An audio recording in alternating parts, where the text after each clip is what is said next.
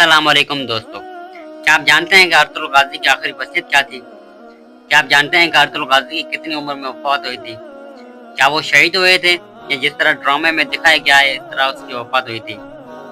असल तारीख क्या है? उसके बाद कबीले का सरदार कौन बना था, उस्मान या सऊची? चलिए हकीकत जानते हैं। वीडियो देखने से पहले हमारी एक आपसे गुजारिश है, हमारे चैनल को सब्सक्राइब करें और बेल आइकन को भी दबा दें ताकि आप कोई कहानी मिस न करें। चलते हैं हकीकत की तरफ। सर्दियों की खामोश रात थी। काय कबीला जो अब सोगोत में मुस्तकिल सुकूनत इख्तियार कर चुका था, अपने मामलात में मसरूफ था। आसमान पर चांद की रोशनी किसी सफ़ेद चादर की मानद ज़मीन पर बिछी हुई थी।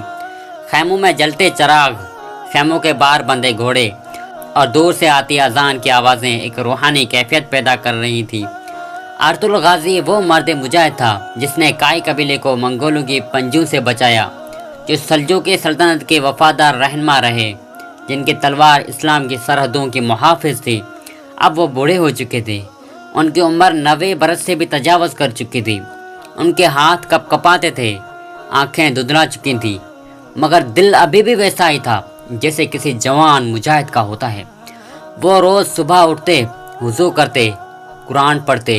वो दिन भर कबीले के कामों से वाबस्ता रहते और शाम को तनाई में बैठकर अपने माजी को याद करते।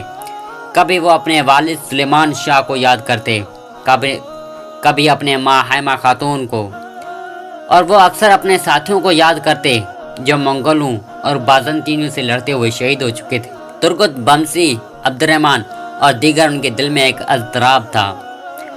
वक्त करीब था मगर दिल मुतमिन था कि कबीला मजबूत हाथों में जा रहा है।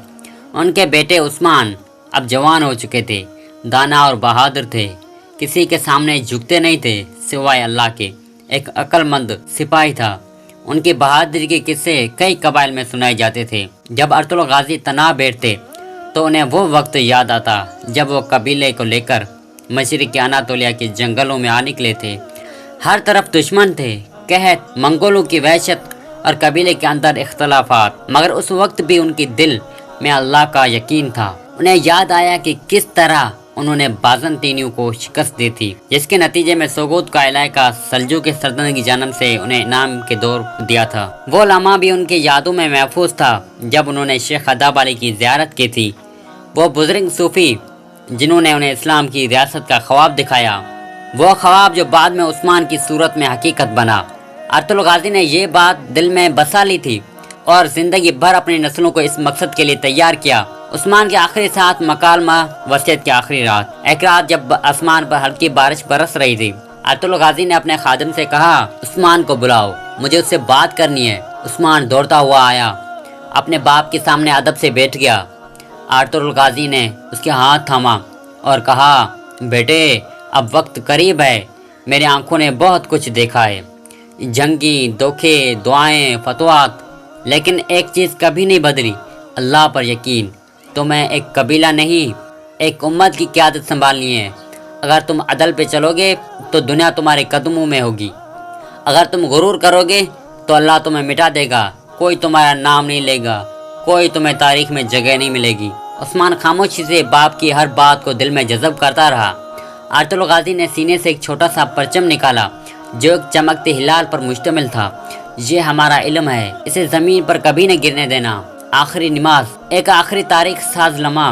अर्तुगरुल गाजी ने अपनी आखिरी ख्वाहिश जाहिर की, मैं चाहता हूँ कि अपनी आखिरी नमाज कबीले की जामे मस्जिद में जमात से अदा करूँ।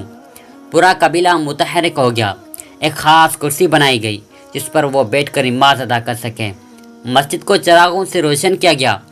जब वो मस्जिद पहुँचे तो लोग रोने लगे।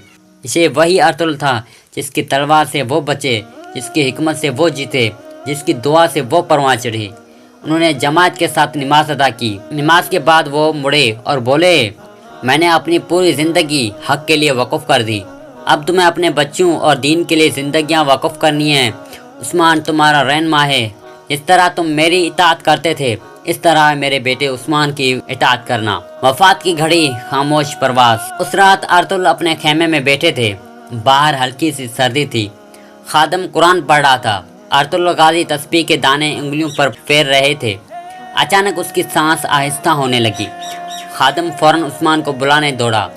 عثمان پہنچا تو والد کا چہرہ چمک رہا تھا۔ ارطغرل غازی نے آخری الفاظ کہے، بیٹے اللہ کی امان، اور ان کی آنکھیں بند ہو گئیں۔ خیمے کے باہر ایک عجیب سی خاموشی چھا گئی، جسے ہوا نے بھی سانس روک لی ہو۔ صبح قبیلہ جاگ چکا تھا، مگر یہ جاگنا المناک لمحے کے ساتھ تھا۔ ہر خیمے میں خاموشی تھی۔ لوگ خیمے سے باہر آتے تھے، ایک دوسرے کو گلے لگاتے اور روتے۔ ارطغرل غازی کے غسل کی ذمہ داری عثمان نے خود سنبھالی۔ انہیں خوشبو لگا کر کفن پہنایا گیا۔ نماز جنازہ سوگوت کی بڑی جامع مسجد میں ادا کی گئی۔ ہزاروں لوگ جمع تھے۔ اذان کے بعد مکمل خاموشی۔ شیخ ادب علی نے نماز پڑھائی۔ تدفین سوگوت کے اس بلند مقام پر ہوئی جہاں وہ اکثر بیٹھ کر دعا کرتے تھے۔ مزار پر ایک کتبہ لگایا گیا، یہاں وہ شخص دفن ہے جس نے اندھیروں میں روشنی جلائی اور غلاموں کو امت کے سردار بننے کا راستہ دکھایا۔ ارطغرل غازی کی وفات کے بعد عثمان نے ان کی وصیت پر عمل کیا۔ پہلی جنگ جیتی، پھر قلعے فتح کیے۔ آہستہ آہستہ ایک سلطنت وجود میں آئی۔ یہ سلطنت صرف زمینوں پر حکومت نہیں کرتی تھی، یہ دلوں پر راج کرتی تھی۔ انصاف، علم، مسجدیں اور قرآن اس سلطنت کی بنیاد تھی۔ ارطغرل غازی کا نام ترک نوجوانوں کے لیے ایک جذبہ بن گیا ہے، بلکہ پوری دنیا کے مسلمانوں کے لیے ایک جذبہ بن گیا ہے۔ ارطغرل غازی کا مزار آج بھی ترکی میں واقع ہے۔ روزانہ ہزاروں لوگ زیارت کرتے ہیں۔ ان کے کردار پر ڈرامے بنائے گئے جو خاص طور پر پوری دنیا میں مشہور ہے۔ کتابیں لکھی گئیں اور دنیا کو ایک بار پھر یاد دلایا گیا کہ تلوار کوئی بھی اٹھا سکتا ہے، مگر تلوار کے ساتھ تقویٰ صرف اللہ والے ہی لے کر چل سکتے ہیں۔ ارطغرل غازی کا چراغ ابھی بھی روشن ہے۔ وقت گزر گیا، صدیاں بیت گئیں، سلطنتیں آئیں، زوال پذیر ہوئی، مگر ارطغرل غازی کا چراغ کبھی نہیں بجھا۔ ان کے الفاظ، ان کی دعائیں، ان کی وصیتیں آج بھی زندہ ہیں۔ ایک سوال جس کا جواب آپ کمنٹس میں دیجیے گا، کیا آپ نے ارطغرل غازی کا ڈرامہ دیکھا ہے؟ دوستو، اگر آپ ایسی سچی اور ایمان افروز اسلامی کہانیاں سننا پسند کرتے ہیں تو آپ صحیح جگہ پر آئے ہیں۔ ہمارا چینل روشنی کا داستان آپ کے لیے لے کر آتا ہے وہ کہانیاں جو صرف سننے کے لیے نہیں، سمجھنے اور دل میں جگہ بنانے والی ہوتی ہیں۔ تو ابھی سبسکرائب کریں اور ساتھ گھنٹی بھی دبا دیں تاکہ آپ کوئی کہانی مس نہ کریں۔ چلیں روشنی کے اس سفر میں ہمارے ساتھ شامل ہو۔ اللہ حافظ۔